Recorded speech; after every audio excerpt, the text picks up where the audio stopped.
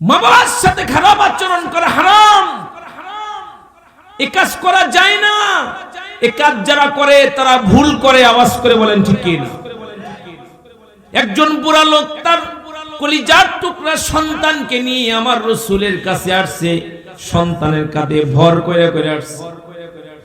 নবীজির কাছে আয়েশা বলতেছে, নবী গো, আমি একটা দোয়ার লেগে আপনার কাছে আইছি, বিচার দেওয়ার লেগে না, দোয়ার লেগে আইছি। আমার রাসূল মুস্কি হেসে দিয়া বলে, কি দোয়ার লেগে আইছেন?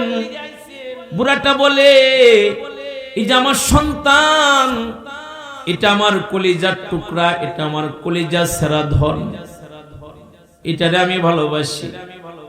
মা বাপ তোই মানুষ, নিজের সন্তান অসুস্থ হইলে আল্লাহর কাছে বলে, আল্লাহ এই অসুস্থতা তুমি আমারে দিতে পারলা না, আমার বাজান রে কে লেগে দিছ।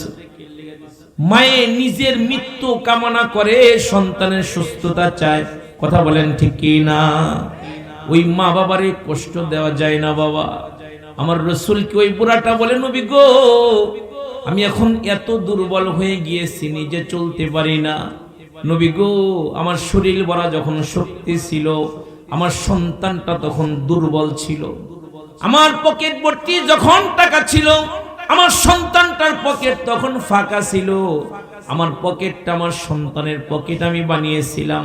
সারাদিন হাড় ভাঙা পরিশ্রম করে বিকাল বেলা যখন বাসায় আসতাম, আমার ক্লান্ত বদন, আমি ক্লান্ত, কিন্তু আমি যখন দেখতাম আমার বাচ্চাটা তার দুর্বল পা দিয়ে হাঁটতেছে, আমি আমার বাচ্চাটাকে কুলে তৈলা যে দুর্বল পা দিয়ে ও হাঁটতেছিল, ওই পায়ের মধ্যে চুমা দিতাম, আদর করতাম। নবী এখন সম্পূর্ণ উল্টা হয়ে গেছে।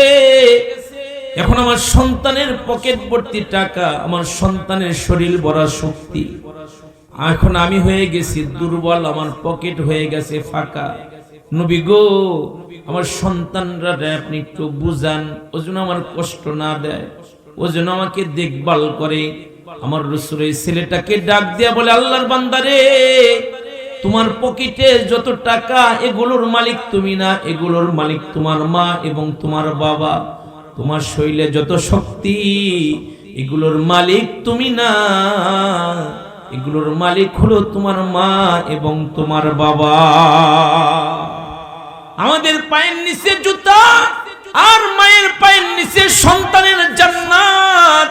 আমার পয়গম্বর বলেছে, আল জান্নাতু তাহতা আকদামিল উম্মাহাত, মায়ের পায়ের নিচে সন্তানের জান্নাত। উমারে কষ্ট দেওয়া যায় না। 2টা বছর মায়ের স্তন থেকে চেটে চেটে দুধ পান করছি বাবা। আমার রাসূল বলে, 1 ফোঁটা দুধের ঋণ কোনোদিন শোধ করা যাবে না। মা কেন এত দামি জানে না সকলে, জানতো যদি পড়তো দেখে কোরআন হাদিস খুলে। একটি হজের সওয়াব মিলে, একটি হজের সওয়াব মিলে, মাকে একবার দেখিলে। মা কেন এত দামি জানে না সকলে, জানতো যদি পড়তো দেখে কোরআন হাদিস খুলে। 2 বছর পান করালো মায়ের বুকের দুধ, কোলে বুকে নিয়ে মুরে দিলেন কত সুখ, ঠিক না? কত আদর, কত যতন যে মা তার সন্তানরে করে, কত মুহাব্বত মায়া যে তার বাপ মা তার সন্তানরে করে। সন্তান পাগল ছাগল যেমনই হোক, মা বাবার কাছে কলিজার টুকরা।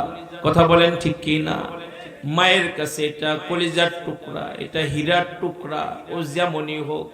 এজন্য আমার বাপ ভাইয়েরা, আমাদের মা বাপ বড় কষ্ট করে দুনিয়াতে আনছে বাবা। মা আমাকে জন্ম দিতে গিয়ে মায়ের দেহ থেকে কলস কলস রক্ত বাইরে হয়েছে। কত রাত যে মারে ঘুমাইতে দেই নাই, কত কষ্ট যে মারে দিছি। মায়ের পেটে যখন ছিলাম, সাধারণত মায়ের পেটে বাচ্চা আসলে পেটটা উঁচু হয়ে যায়। মা ঘুমাইতে পারে নাই, মা ঠিক মতো শুইতে পারে নাই।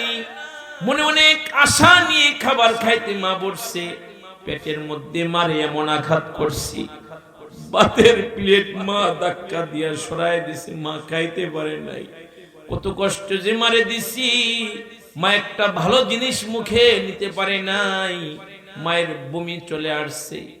এত কষ্ট করে মা আপনাকে আমাকে প্রসব করেছে, দিনের পর দিন রাতের পর রাত মারে কষ্ট দিছি। এখন তো প্যাম্পাসের যুগ আসছে, আমাদের সময়তে এগুলো ছিল না। সারা রাত সারা দিন মা ছোট ছোট কাপড়গুলো খাতাগুলো শুকায় রাখতো, বিছানার কাছে রাইখা দিত।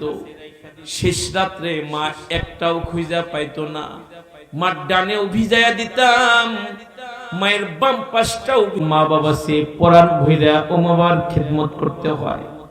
দরকার পড়লে মা বাবার পেশাব পায়খানা পরিষ্কার করতে হয়, দরকার হইলে মারে গোসল করাইয়া দিতে হয়, মায়ের পায়ে তেল দিতে হয়, দরকার পড়ে মায়ের মাথার মধ্যে তেল দিতে হয় বাবা। আর যাদের আব্বা আম্মা মরে গেছে, আল্লাহর কোরআন বলে, দুনিয়ার সন্তানেরা রে, ও দুনিয়ার মানুষেরা, যাদের মা বাপ মরে গেছে, এক কাজ কইরো, তোমরা কম আজ কম সপ্তাহে একবার আব্বার কবরের পাশে গিয়া দাঁড়ায়ো, মায়ের কবরের পাশে গিয়া দাঁড়ায়ো, কোরআনের সূরা ফাতিহা পড়ো, 3 বার সূরা ইখলাস পড়ো, 11 বার দুরূদ শরীফ পড়ে আল্লাহর কাছে দোয়া কইরো, রব্বির হামহুমা কামা রব্বায়ানি সগীরা। সপ্তাহে একবার হইলেও মা বাবার কবরের পাশে গিয়া দাঁড়ায়া মা বাবার লেগে দোয়া করতে হয়। কবরের মারে একটু দেখতে যাইতে হয়। মা নাই, মার একটা বোন আছে, আপনার খালা লাগে, মা থাকলে একটা কাপড় কিনা দিতেন মায়েরে। খালা আছে, খালার চেহারার দিকে তাকাইলে মায়ের চেহারাটা ফুইটা ওঠে। খালারে একটু কাপড় দিতে হয়, খালারে বাড়িতে একটু মেহমানদারি করাতে হয়, খালার কাছ থেকে একটু দোয়া নিতে হয়। আপনার মা একজন মহিলার সাথে ওয়াজ শুনতে যাইতো, তালিম শুনতে যাইতো, মা ওই মহিলার সাথে খুব মোহাব্বত ভালোবাসা মায়ের ছিল। এমন নারী যদি থাকে, তার সেবার জন্য আগায় যাইতে হয়, যে এই নারীটা আমার মার সাথে তার ভালো একটা খাতির ছিল, তার মোহাব্বত করতে হয়, তার খেদমত করতে হয়। এই বাপ নাই, চাচা আছে, চাচার চেহারার দিকে তাকাইলে বাবার চেহারা ফুইটা উঠে। চাচারে মায়া করতে হয়, চাচার লগে দুশ্মনী রাখতে হয় না, চাচারে মোহাব্বত করতে হয়, চাচারে ভালোবাসতে হয়। বাপ থাকলে বাবারে জামা বানায়া দিতেন, এই চাচারে একটা জামা বানায়া দিয়েন। আল্লাহর রাসূল বলেন, তাহলে কবরের বাপ শান্তি পায়। সুবহানাল্লাহ বলেন না? কবরের মা বাবার সাথে সুন্দর ব্যবহার করা হয়। এজন্য আমার সুটুরিয়ার ভাইরা, যাদের মা বাপ আছে পরাণ বইরা খেদমত করুন। যাদের মা বাপ নাই, কম আজ কম জুমার দিন একটু মা বাবার কবরের পাশে একটু দাঁড়ায়েন। বাবার কবরের জায়গা আপনার ঠিক নাই, মাটি ফেলছে, কবরস্থানের বাইরে গিয়েও কি একটু মা বাবার লিগে দোয়া করা যায় না? যায় কি যায় না? মা বাবার লিগে দোয়া করলে কি হয় জানেন? আল্লাহর কোরআন বলে, যেই মানুষটা মা বাবার লিগে দোয়া করে, আল্লাহ তার জীবনের গুনাহগুলো মাফ করে দেয়।